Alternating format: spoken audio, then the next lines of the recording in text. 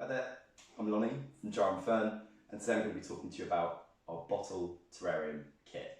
Now everything that comes in your kit is going to help you pop your terrarium together. The only thing that you're going to need to add is if you just grab yourself a spoon. We'll tell you about that later on. And then also, if you just pop down some of the paper that comes in your kit, just to avoid any messy keyboards or anything like that, okay? So as I say, everything you've got in your kit is going to help you assemble a nice, healthy terrarium. So without further ado, let's go through the process of making a nice terrarium. So as you'll see in your kits, you're going to have your bottle, your plants inside of here, and then an assortment of bags, okay? Now the first thing I'm going to do is we've got some gravel here. Now this is really, really important because this acts as drainage for the plants, okay? So because this is a sealed environment, we want to be sure that the plants aren't going to get overwatered. So it's imperative we pop a little bit of this gravel down at the bottom, okay? So first step, nice and easy. We're just going to open up our bag of gravel. And then we're just going to pop this into the bottom of the jar, like so. Now as you can see there, we've got perhaps a couple of centimetres or so worth of gravel going into the jar, and this is going to collect any excess moisture, okay? So this keeps everything nice and fresh, nice and happy, and make sure that nothing gets overwatered, okay? Now, you probably will notice as well, you've got one of these in your kit. This is a cork on a stick, obviously, and we're going to go inside like this, and I'm just patting down the gravel, just making it nice and even, because always think your terrarium is going to be visible from the side, so you want it to look pleasant and attractive from the side angle, okay? Just give it a nice pat down like that, get that line nice and sharp, and then of course we've all got a little brush, and just in case you get any debris on the inside of the jar, just going like that, just tidy it up so you don't get any debris trapped between your glass and your compost, alright?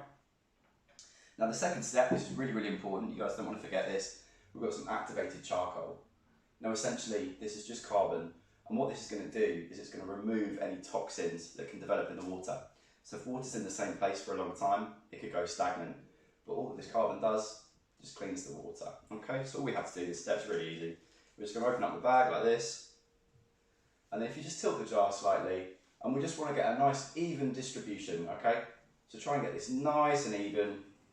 Try not to shake the jar up because you don't want to mix this into your gravel. Just get this nice, as you can see there, evenly distributed on the surface of the gravel. So that way when the moisture rises up from the bottom, it's going to pass through this layer of charcoal, which is going to keep it nice and clean, okay?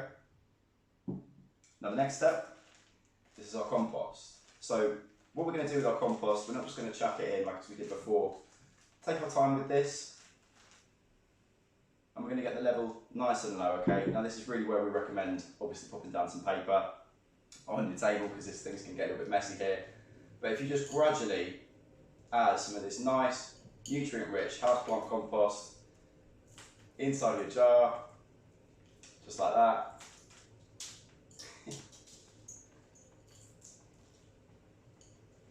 There we go.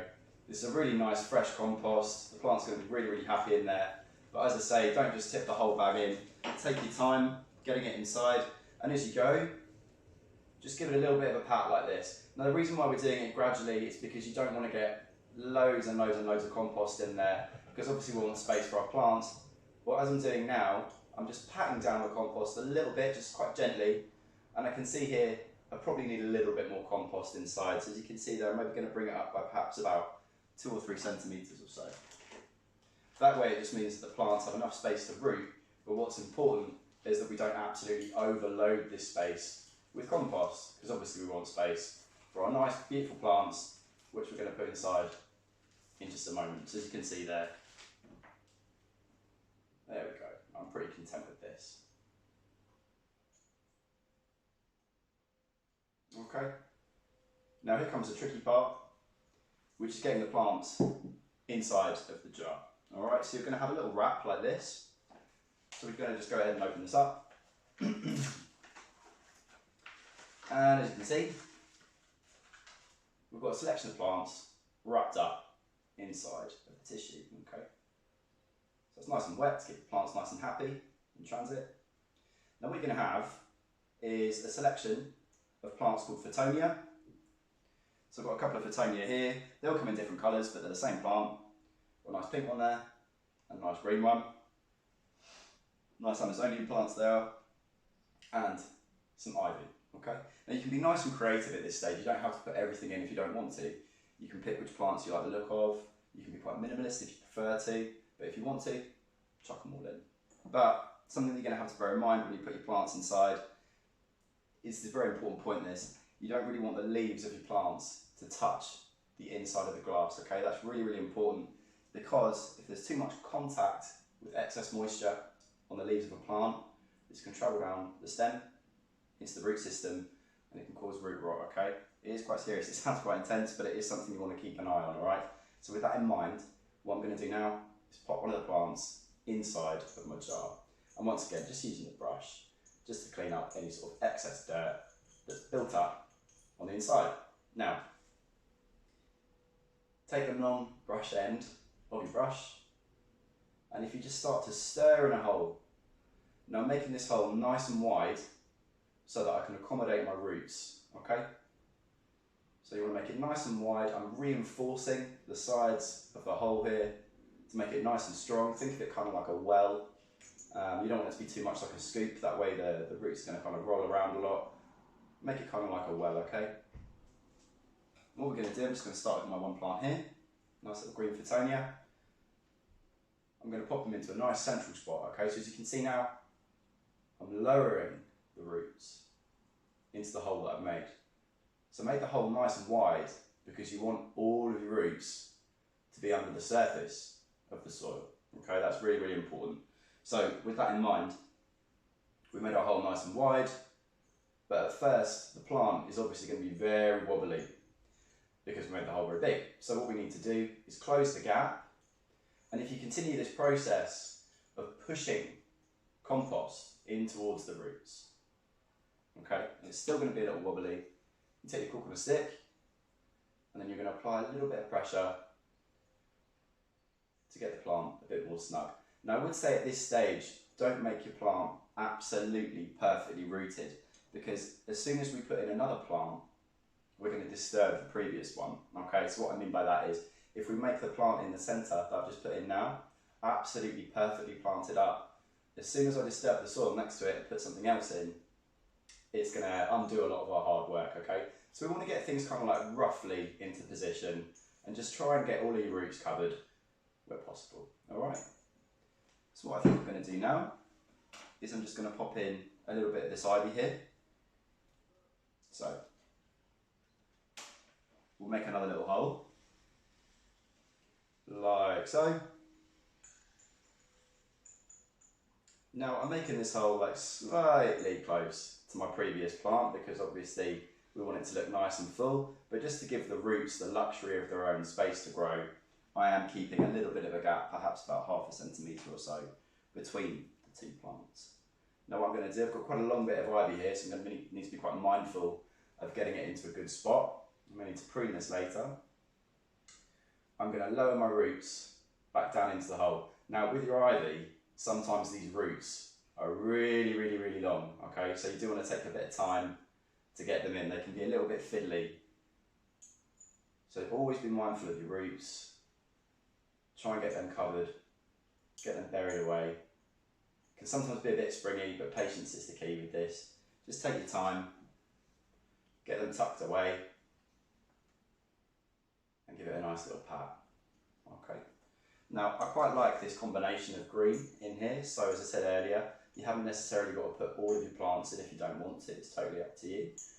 So I've got a couple of my plants out of the 3 inside now, I'm quite happy with that. I like the way they look, and as I said before, we're not going to make it absolutely finite just yet because we are going to be adding a couple more bits. So we're coming to like the finishing touches now, guys. So we're going to be adding in some moss. So you're going to have a bag of moss. So this moss is Norwegian pillow moss.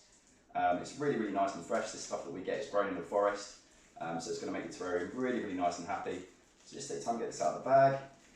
Now the nice thing about the way this moss is composed is each individual little strand of this moss, you'll notice it's made of these individual little strands like that. So if you make that out there, that's actually just one individual plant. Now what this means is we can be very malleable by the amount that we put in. Now obviously putting in a chunk like this size right now is going to be quite hard for me. So what I'm going to do is I'm going to break it up into a nice little piece like this.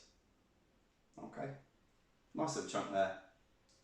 And what you may also notice is that you've got quite a lot of excess root underneath the nice green part. You've got a nice green part on top there, that's what we want to see. But a lot of the time on this moss you might see a lot of excess root. It's a very rudimentary plant. We don't need loads and loads of this rootage to survive. So we're just going to take a little bit of that off. And then as you can see here, we end up with something a little bit flatter. Now I would say don't take all of that off, because if you do, your moss will become a little bit too crumbly. Okay, so keep a little bit of it on, perhaps a centimetre worth, and then it's going to have a nice bit of body to it. Okay.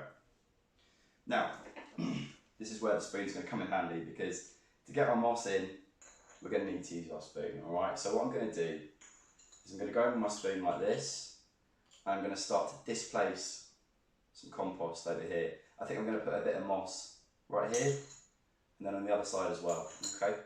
Now the good thing about moving this compost out of the way to get your moss in is this compost that I'm displacing now, I can use to further bolster up my plants that are inside. Okay. And just another little tip, before you put your moss in, just make sure you give your glass a little bit of a brush, because it's quite tricky to get excess compost off the surface of this moss. Okay. So you want to make sure that the glass is nice and clean in the particular area where you're going to pop your moss. So, broken up my moss into a little chunk like that. It's maybe like, you know, a bit larger than a 50 pence piece, I suppose. And then to get it in, it's a little bit fiddly. So I'm going to pop it on my spoon like that. I've got a finger on it as well. I'm going to tilt my jar a little bit. I'm going to really take my time here. I'm just going to guide this guy down in like this. So really taking our time, nice and steady. Get it into the surface of the soil. You've dug out a gap to accommodate your moss. Now at first, once you've got your spoon out of the way, the moss is just going to kind of be sat on the compost like that. Obviously we want to make it look nice and snug, okay? So we want to make it look nice and tight. So you can go with your cork on a stick. Be very gentle, don't apply too much pressure, because you don't want your moss to crumble. So this is quite a delicate operation here, right? So we're just patting it in like this. Got a nice little gap. I've made sure that my moss is a little bit away from the stems of my plants inside, just to give everything a nice little bit of space there. And as you can see, this moss now is starting to tuck in, nice and happy, nice and content like that. I'm also going to repeat that on the other side later. But for now, what I'm going to do, I'm pretty happy with the plants that I've got inside, happy with how everything's looking. So we're nearly there. I just need to tighten up the soil. It's really important that our soil is nice and compact. Roots are happiest when they're in the most compact soil they can be in, okay? So go around. Sometimes it's quite difficult getting in between the kind of little spaces in between plants. Obviously it's quite tricky to get into those gaps, but the key is just to take your time, have a bit of a play around with it, and just make sure you've got all of your compost nice and compact. If you can see any roots that are still uncovered, it's not a problem.